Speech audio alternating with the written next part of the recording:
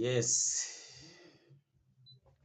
Yes, reka mbahe ikaze mwe mwese mukomeje kubana natwe aho muherereye hose mu bihugu bigiye bitandukanye, tubifuriza kugubwa neza, amahoro y'Imana akomeze kubana namwe. Ndi kumwe na Pastori Revera Pasiteri Sebuhungu Abeli, ni intumwa y'Imana. Hanyuma muhaye ikaze kuri izi YouTube channel. Abeli, umeze neza? Tumeze neza, turashima Imana nta kibazo. Njya numva bavuga ngo turashima Imana n'abantu bakeya, wowe ushima Imana n'abantu benshi? Ntabwo najya kure y'ababivuga kuko abantu benshi buriya ntibakunda kuyishima. Abantu bake nibo bayishima kuko Yesu ngo yakijije ababembe 10 n'ubundi hagarutse gushima umwe. Ubwo rero abantu bavuga ngo turashima Imana n'abantu bake, ndumva nta rubanza nabacira. Yego. Hanyuma dushuhuje abadukurikiye bose kuri izi chaîne za YouTube, tubabwira ngo turabakunda kandi amahoro ya Kristo Yesu umwami wacu abane nabo. Hanyuma kandi tubifurije imigisha y'Imana, tubifurije amahoro y'Imana aho baherereye hose, bagubwe neza. Tubabwire ngo kureka Imana kutaraza umwana w'umuntu ntazaba aragera kuza. Abantu benshi baretse Imana muri iyi minsi, abenshi babivuyemwo bararambitse. Ni igihe tugezemo nyine cya nyuma. Bibiliya iravuga ngo ab'imbere bazaba ab'inyuma, ab'inyuma nabo bazaba ab'imbere. Nibutsa abantu badukurikiye bari hirya no hino ku isi ko ikintu Yesu yakoze ku musaraba ari ikintu gikomeye cyane. Iyo Yesu adacungura umwana w'umuntu, mu isi ntihorokotse umuntu n'umwe. Ariko turashimira Yesu umwami w'amahoro, umwami wacu, we yitanze agapfira umunyabyaha kugira ngo abatuye isi barokoke urupfu rw'icyaha. Mbivugiye iki rero? Ubugome burarwiriye mu isi, abakora ibizira nabo bararwiriye, babaye benshi. Yego. Kugambanirana, kwangana, kwicana n'ibindi byinshi. Urukundo rwa benshi rwarakonje, umuntu ntagikunda mugenzi we. Abantu bakomeje ubugome cyane, baribagiwe amategeko y'Uwiteka. Yego. Bibiliya iravuga ngo kunda mugenzi wawe nk'uko wikunda. Iyo uraruriye abantu bari kwicwa n'inzara, amafaranga yuzuye kuri konte, birambabaza kuko igihe cyo gukora kw'amafaranga kigiye kuzarangira, aho abantu benshi bazicuza kuba batayafashishije ingo n'imiryango, abandi bakayajugunya ku mihanda kuko babonye ko ntacyo kibamariye. Ibi bintu biteye agahinda kandi birababaje. Umuntu ugasanga afite za miliyari. Yego. Mu isi abantu bambaye ubusa, abantu bari kurara ubusa, abandi bari gutabwa hanze bagakurwa mu mazu bakodesha. Ariko nyamara abantu bararundanyije ubutunzi ku makonti. Yego. Ejo bundi aho bukera bazarira batagira ubahoza, bazavunagurwa batagira gitabara. Kandi amafaranga barundanyije ntabwo azabasha gukiza ubugingo bwabo. Rero ni ibintu bibabaje cyane. Abantu bakomeje kwirengagiza amategeko y'Uwiteka. Yego. Kandi bakomeje kugarariza no gupinga Imana. Ariko nyamara igihe kigeze ku musozo. Ariko uvuga ati igihe kigeze ku musozo, uyu munsi wa none hari ubuhanuzi bwagiye butambuka ku gihugu cy'u Burundi. Yego. Ariko natunguwe n'inkuru y'incamugongo, tukomeze twihanganisha abarundi. Yego. Bapfushije ingabo z'abasirikare. Yego. Bari bagiye mu butumwa bw'amahoro hariya muri Kongo. Oya, hari n'abaturage baraye bahitanwe n'ibisasu bibasanze aho bibereye mu Cibitoke cya Rugombo. Yego. Yego. Ndi kwibaza muri speak Perezida Neva yatambukije, yavuze ko Imana ibari imbere kandi babanje mbere y'uko bohereza izi ngabo babanje gusenga, Imana irababwira ati muzatabaruka amahoro. Aho ngaho ntago Neva yaba yarashutswe na wa mwuka washutse Ezebeli, ariya ni Ezebeli mbo na Farawo ehe na Farawo yego yego. Mhm.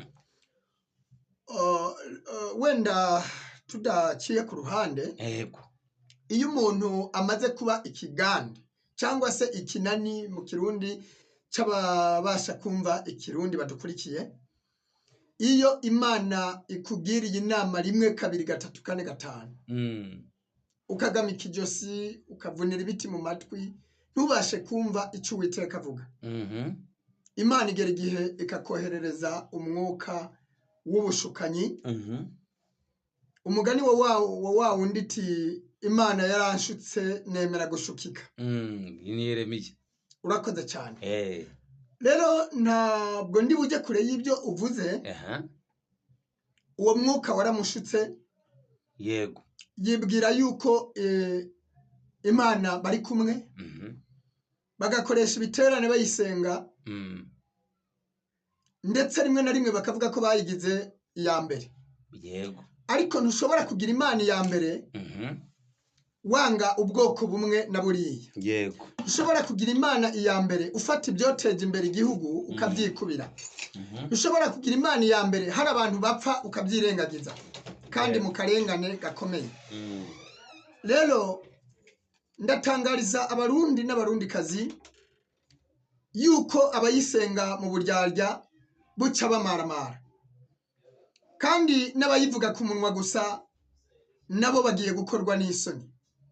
Twagiye tubabwira yuko byanze bikunze mu Burundi hari umwuka uzahirika cyangwa se uzasenya ubuyobozi buhari, kuko bwasheshenze Imana nayo ikabusheshenga, kubera ko bagiye bayivuga ku munwa rimwe bakanayibeshera ngo bayigize iya mbere, abandi nabo bakimika ibigirwamana by'abanyamahanga, abandi bagakoresha abapfumu bakabangikanya Imana, ariko nyamara barayimuye. Ntabwo Imana izaceceka ndetse ntizanabyihanganira. Mbibutsa yuko abibwira ko bari imbere uyu munsi bagiye kujya inyuma, abibwira ko bari inyuma uyu munsi bagiye kujya imbere. Imana iracyafite abakozi, hari abo yisigarije nk'ibihumbi 7 bitarapfukamira Bayali, kandi yego urufatiro rw'Uwiteka ruracyahagaze, ndetse rwanditseho ngo Uwiteka azi abantu be. Ibyo mwibesha byose Imana iracyafite abantu bayo, kandi iracyafite abakozi. Nubwo mwanga kumva mukanga no kuyisenga, Imana irafite abakiyisenga kandi bazayikorera. Ariko Bibiliya ijambo ry'Imana iravuga ngo abanga Imana ntibayisenge bazapfa bose be kwibukwa. ndabyumva, ariko nkibaza ngo Yego ko tuzi neza ko mu Burundi basenga, M23 AFC kabirimo kubakindurira hariya muri Noza, iyi Imana yababwiye ngo batabaruka amahoro, kandi barahanuye kandi basenga. Ndetse hari n'amakuru mfite arimo kuvuga ko Perezida Neva ngo buriya ngo yaraba yarabashoye bariya abana b'Abarundi, ngo yarabashoye, ngo yaramaze kurya amafaranga, avuga ati n'ubundi nimugende mugire gute, ariko ngiye nibonera iki inoti. Ayo makuru narayabwiwe. None rero nagira ngo mbere yuko nyine utugezeho icyo umwuka yagutumye, ariko nagira ngo tubanze dukure abantu mu rujijo. Yego. Ese ubona iriya ntambara cyangwa se uru rugamba rwa Neva yaragiye gwishora hariya muri Kongo agamije iki? Ya murakoze cyane. Nibyo yarabagurishije yariye amafaranga, ntatinya kwita amafaranga y'amaraso. Hanyuma rero nicyo natangiye mvuga, ibyo wakora byose udafite urukundo, ibyo wakora byose byaba ari ubusa. urabona nta rukundo agira se Neva? ntarwo afite kuko ushoye abo uyoboye mu manga cyangwa se ku icumu nk'uko yabikoze nta rukundo waba ufite kandi ibyo waba ukora byose nabyo byaba ari ubusa kubera yuko inyuma y'ibi byose n'ibihari ndetse n'ibizaza hazabaho urubanza umuntu wese azanyura imbere y'intebe y'urubanza abazwe ubuzima yabayemwo na cyane cyane abantu bashyizwe imbere abandi kugira ngo babayobore. Ntabwo natinya kuvuga yuko abayobora intama bazirya ibinure nawe yagiye abivuga ariko akabivuga mu buryarya no mu buryo butari bwo nawe ari kuzirya ibinure kuko yemera akakira amafaranga azi neza ko abana b'u Burundi bazashirira mu cyobo cyangwa se ku icumu. None se mugenzi we yari kuza kumutabaza akamubwira ati nyamuneka ndwanaho n'izi ngabo zize zinsayidira akanga kumuha umusada. Noneho dufate ko ari urwo rukundo ubwo yemeye kumwigura no kumubambirwa ubwo mbega ni Yesu muri make. None se ntabwo wigeze ubona agafoto yikuriye umusaraba? Ubushotoranyi yakoze uyu munsi bwaraye buhekuye n'inzirakarengane z'abana ndetse urubyiruko muri rusangi amasasu cyangwa se ibisasu biremereye byatewe ejo mu Cibitoke byahitanye abana n'abakuru ndetse ubu bamwe bakaba bataye izabo bagahunga abandi nabo bikoreye amaboko barira kuko bahekuwe abo bari bahetse ku mugongo. Ibi bintu ntabwo Uwiteka azabyihanganira byanze bikunze ari amaraso azahorwa kuko Bibiliya irabivuga ngo amaraso azahorwa yandi uwicisha inkota yicishwe iyindi kandi icyo umuntu abiba nacyo agisarure ndetse akibo agereramwe abandi nawe akagererwemo. Urumva ugezweho ubu tuvuga narinde ni uwitwa ko abayoboye ari we yatumye aya maraso ameneka. kandi bavuga ko Perezida Neva avuga ko ngo u Rwanda nirwo rugira gute rumutera hanyuma rukaba rumutera gute bafashe bangahe babashira ahagaragara kugira ngo donke muri kino gihe ntabwo twemera amagambo gusa twemera igihanga twemera ibyo bita mu Gifaransa épreuve. None uyu munsi uretse amagambo gusa igihanga ni ikihe arabyemeza gute? Ese kwishora muri iriya ntambara yo muri Kongo abifitemo inyungu iyihe? Ese ari gukurikirana ubutaka Kongo yatwaye Burundi? Ese ntekereza yuko ari gukurikirana ubutaka yatwaye u Rwanda? Ntabwo nzi inyungu abifitemo ariko icyo nzi cyo nuko nzi ko Uwiteka azaza guhora ariya maraso kandi babyitegure vuba cyane. Yego nihataba muri uyu mwaka haraba mu utaha ariko ibyo twagiye duhanura abantu benshi bazabibona kandi barabipinga. Hanyuma mu buhanuzi uherutse guhanura wahanuye uvuga ko izi mpunzi zari ziri hano mu Rwanda zatashye ngo bakoze ikosa bakoze sakirogo yo gutaha kuko batashye n'ubundi mu muriro utenda kuzima. Yego wabihanuye ute rero? Urakoze cyane ngira ngo nabivuze aba bantu baraye batewe ibisasu mu Cibitoke batararaswa.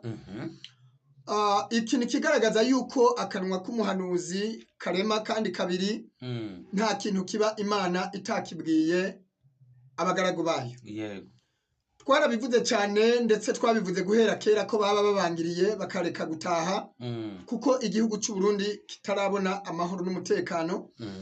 Turacabona ibitagenda neza, turacabona imvururu mu gihugu cy'u Burundi, turacabona indyane z'amacakubiri y'amoko, turacabona umwuka utari mwiza kubera ko hataraboneka guhuza no kumvikana no gusenyera ku mugozi umwe ngo abantu basangire akabisi n'agahiye.